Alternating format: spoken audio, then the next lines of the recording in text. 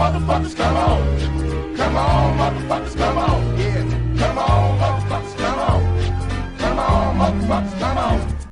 I have no idea why no one likes this Pokemon. It's either Furry Bait or Naruto Frog. Look, he might be ugly, but he's gonna have one hell of a glow-up. Any Pokemon with a move that basically hurts your opponent while it's already defending is okay in my book. You all know what's coming. Once it hits like level 18, it's not innocent anymore. Renamon. Like, literally Renamon if she was like the size of a Yordle and she had pyrokinetic abilities. Renamon again, only this time she's a little bit older. It's like Game Freak watched Naruto and realized that ninjas and frogs are hot shit and need to be in their games. I guess there has to be a silver medalist for best second stage evolution for Gen 6. Naruto reference that Ash, once again, like so many other of his Pokemon, just left behind. Especially considering this one has a unique ability that gives it a pseudo-mega evolution. Which, if I remember correctly, someone said that means it's unable to breed. Plus, little Minun got looted. Law Bunny got severely looted. Why didn't this bunny get looted? That's why. No one wants anything to do with that. Basic bird. At least it's pretty to look at least. Ornithology must be fun in the Pokemon world. Just because you gave yourself the fire typing doesn't make you anything less than the Route 1 starter bird. Fire typing just means you're a little more useful than the rest. A firebird that's apparently trying to out-drumstick Moltres. I mean, damn, look at them thighs. Look at that dark meat. This would fall under the category of repeat basic bug, but as we see with its evolution, it's a bit different. You know, it spews when it gets attacked. But then we get to the third form, which drove me up a wall something fierce. Because I was one of those idiots who wanted to collect all the variants of Vivillon. Which, by the way, meant that if you lived in, say, Antarctica, Japan, Russia, it would have a different pattern on its wings. So if you were like me and trying to collect them all, making friends overseas was difficult. Strangely though, the 3DS games had a chat feature that used the microphone. You're gonna lose your father and gonna have to kill your uncle, aren't you? You know what would have been funny? If the male lion had like shit stats, and the female lion had like these super awesome, like near pseudo-legendary stats. Cause spoiler warning, actual lions, male lions, do jack and shit, and Jack left town.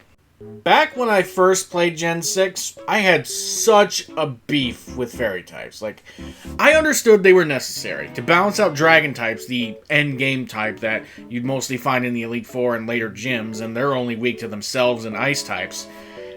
But the bullshit comes from something that relates to someone later down this list. Fairies in this point in time are only weak to poison. They didn't get steel weakness until Gen 7, I think? Yeah, Gen 7. So, when I discover there is a poison dragon type, I'm like, yeah, I at least have a way of fighting back! Until I realize that most fairy types can learn psychic type moves. And that some psychic types that got the fairy typing and kept the fairy typing now don't make sense. Like Gardevoir.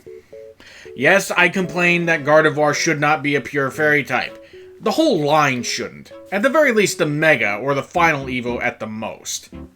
The whole crux of the game, and the whole reason that Xerneas and Yveltal play into this, is because a guy, way back when two nations, I think his own and another, decided, I don't like you, he revived his dead Floette with the ultimate weapon, making him and his Floette immortal.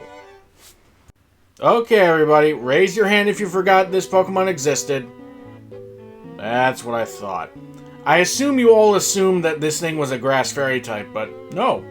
Pure fairy. And it's probably one of my favorite fairies from Gen 6, because damn!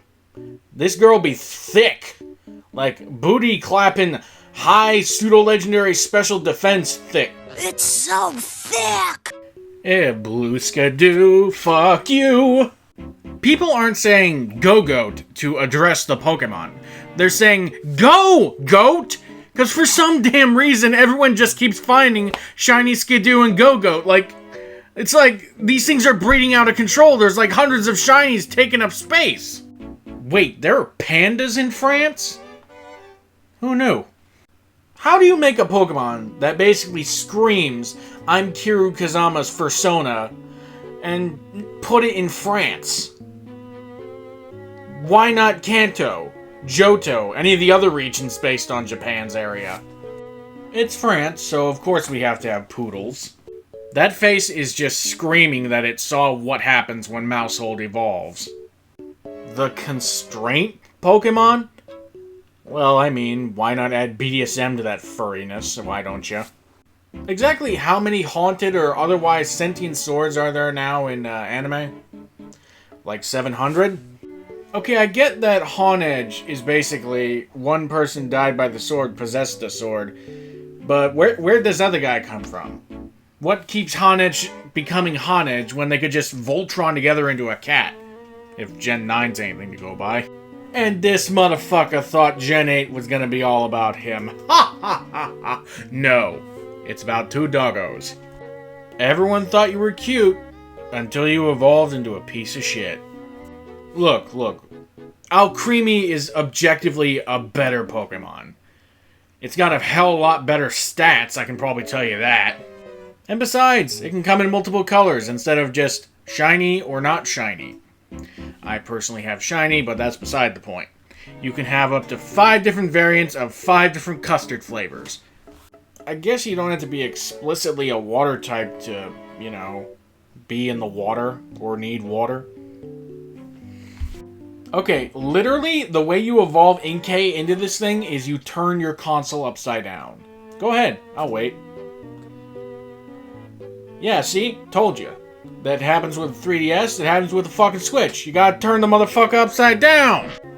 A Barnacle Pokemon. That is a water rock type. Check that one off my bingo list. Alright. Moving on. Sea dragons are amazing. Any of you all who think differently can bugger off!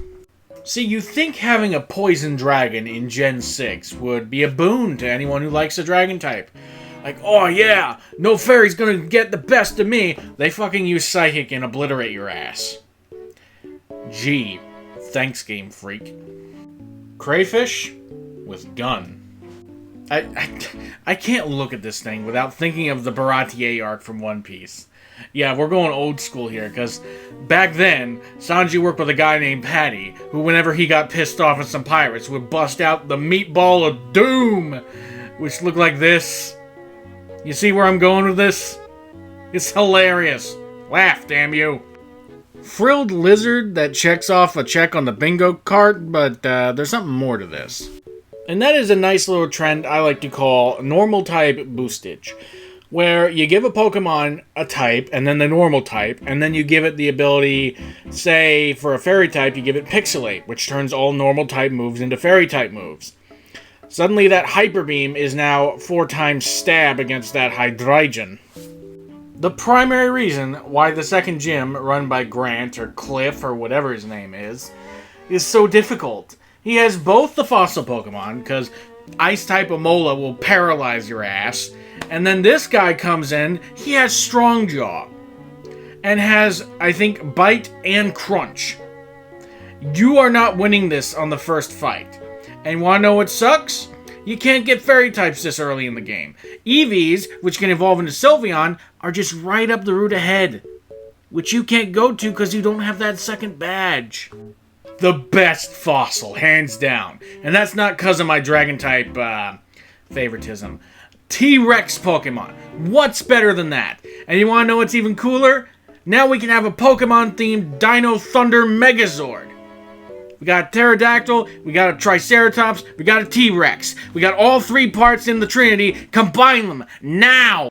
The Paralyzer of Gym Leader Cliff or Grant or whoever he is just paralyzes whatever Pokemon you had out front, which could probably have done with the Tyrant. And yes, I am aware that both evolve at absurdly high levels, but come on. You get what you catch for, or pay for, whatever the terminology is. Remember what I said about Heptile? How having normal on another type, just give it the normal type move pool is just broken? Here's another example on not a normal type. This Pokemon has Refrigerate, Amoris. That means any normal move she uses, like, say, Giga Impact, Hyper Beam, or any of those other severely powerful normal moves, is now an ice move with Stab.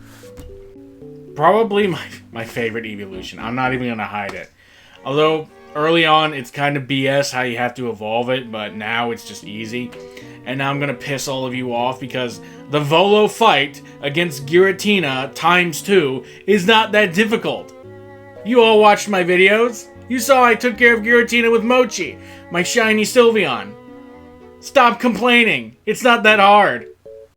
Mucha Lucha or Nacho Libre. Take your pick. Well, I'm glad we don't have another Pokemon variant of Bonbon and Choo Choo. Don't ask who those are. But, I did not need to know that the electric gym leader of Kalos likes to take off his shirt, wrap himself in an Arbok, and gets kicks out of it. I'll go into it more when we get to the mythical Pokemon of this list, but Carbink by itself, kinda underwhelming. Slig, Slag, Slug. You know, I don't get why this is a dragon type. Aside from maybe a loose, vague reference to SCP-111. But back then, the SCP Foundation was in its infancy, so I don't know. How has there not been a plot in the Pokemon anime where the entire fate of the world hinges on finding a Klefki that stole the super-duper secret Doomsday key that goes to the super-duper Doomsday weapon? That would have been hilarious. Just a reminder, whenever a Phantup comes into this world, it's because a kid died and possessed a stump. So while they're all out in the wild screaming for their mom, crying their eyes out, you just throw a ball and imprison them in a dark, enclosed space.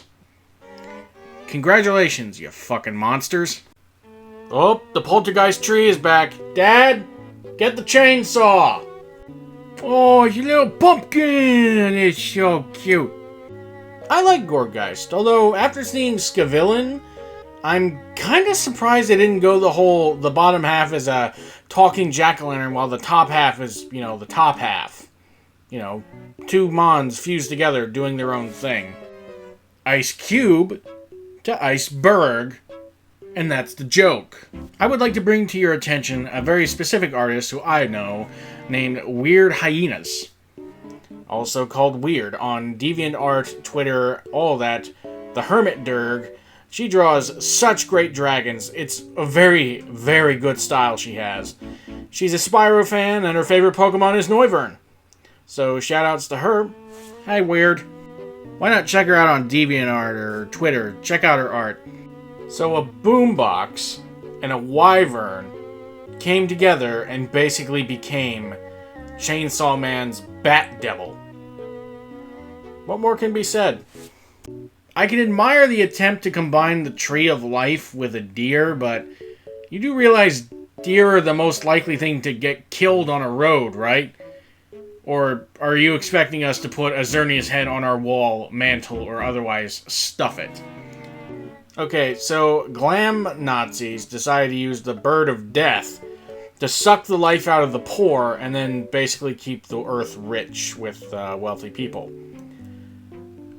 Not regarding the fact that the economy would basically collapse. And with that, I just have this to say. Why?